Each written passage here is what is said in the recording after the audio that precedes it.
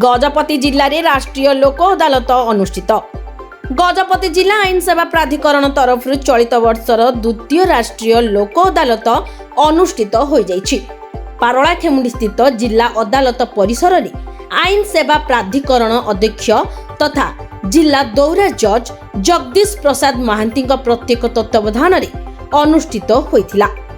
अदालत द्वारा स्थिरकृत 1849 मध्यरु 1166 मामलार समाधान करा जाई जरिमाना बाबदरे 28,78,648 टंका आदाय करा जाइथिला।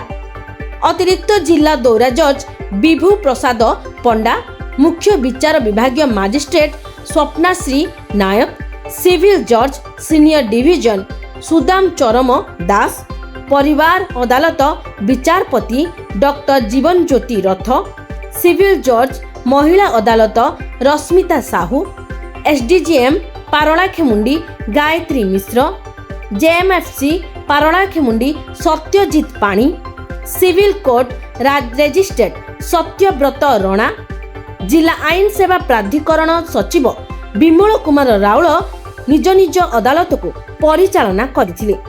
सेहीपरि आर उदयगिरी अदालत रे जेएमएफसी शुभंकर महांती, मोहनारे जेएमएफसी विकास किरण मिश्र व काशीनगर ठारे ग्राम्य न्यायाधिकारी मोनाली बेहेरा निज निज अदालत परिचालना करथिले।